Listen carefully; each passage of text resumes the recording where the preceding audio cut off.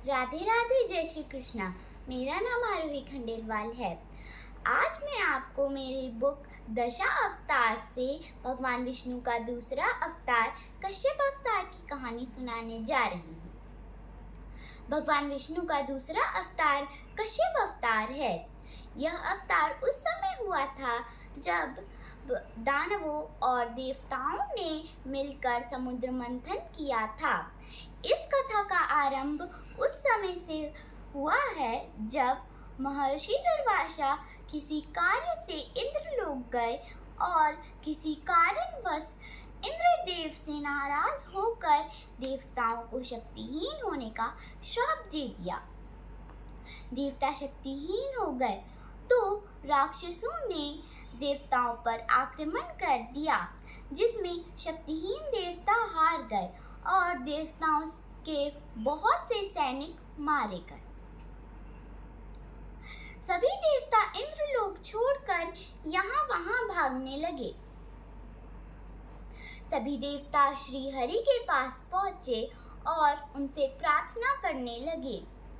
देवराज बोले, हे करुणा निधान, हमारी रक्षा कीजिए। दानवों ने हम पर आक्रमण कर दिया है।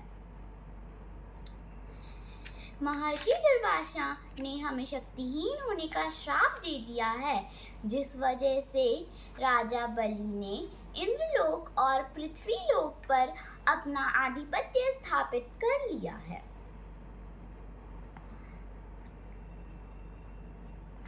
दानवों की वजह से देवता इंद्रलोक छोड़कर यहाँ वहाँ भाग रहे हैं,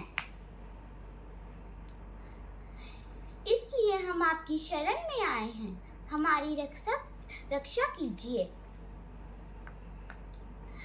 भगवान श्री हरि ने कहा,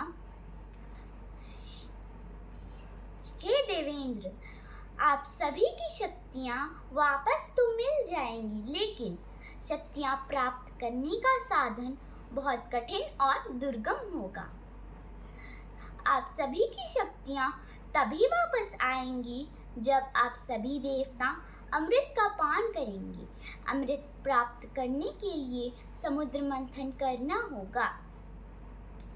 समुद्र मंथने के लिए मंदराचल पर्वत तथा वासुकी नाग की सहायता लेनी होगी। समुद्र मंथन में से कई तरह की अलौकिक वस्तुएं प्राप्त होगी, पर याद रखना, वे वस्तुएं दानवों के हाथ नहीं लगनी चाहिए।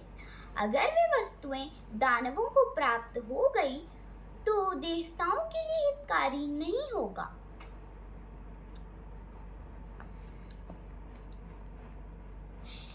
समुद्र मंथन में सभी तरह की जड़ी बूटियों को डालना होगा। अगर वे वस्तुओं को प्राप्त करने के लिए शक्ति का प्रदर्शन करने लगे तो उन्हें वस्तुएं लेने देना। जब समुद्र मंथन में से अमृत प्राप्त होगा तो अमृत का पान मैं बस तुम्हें अर्थात देवताओं को कराऊंगा।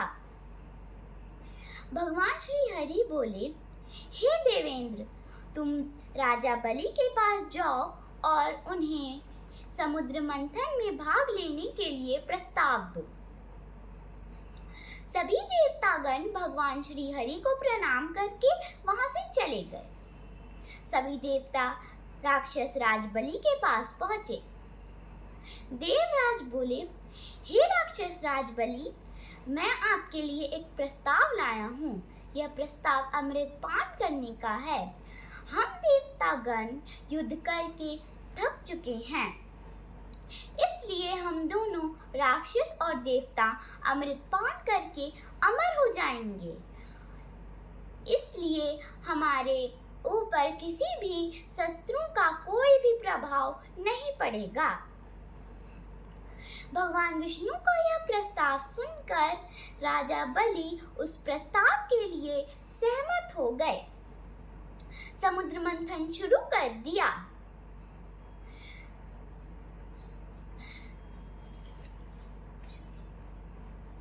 समुद्र मंथन में मंदराचल पर्वत का प्रयोग किया गया। समुद्र मंथन के लिए बासुकी नाग को डोर बनाया गया। समुद्र मंथन में से कई तरह की अलौकिक वस्तुएं और देवियां प्रकट हुई। कुछ वस्तुओं पर देवताओं ने अपना आधिपत्य जमाया और कुछ वस्तुओं पर राक्षसों ने।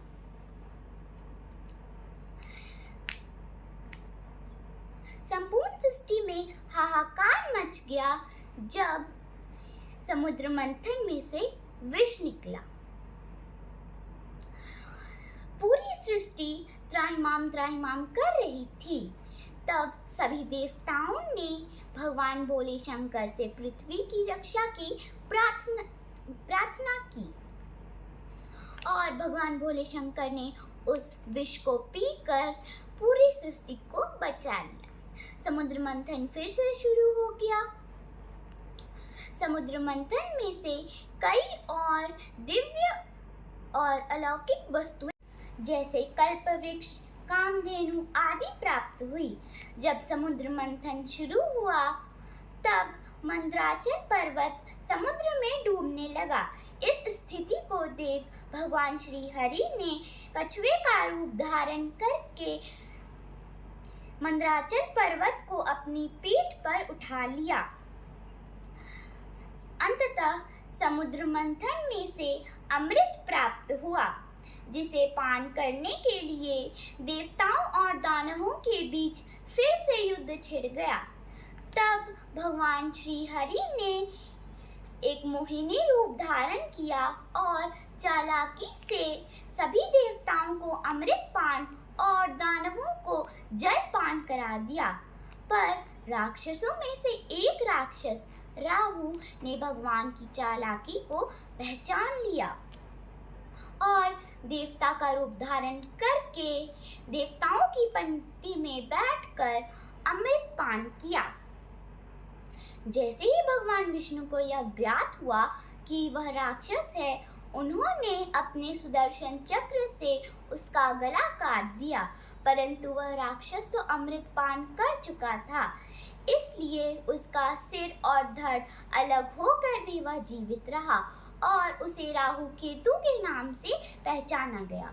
तो यह थी भगवान विष्णु के कश्यप अवतार की कहानी। धन्यवाद।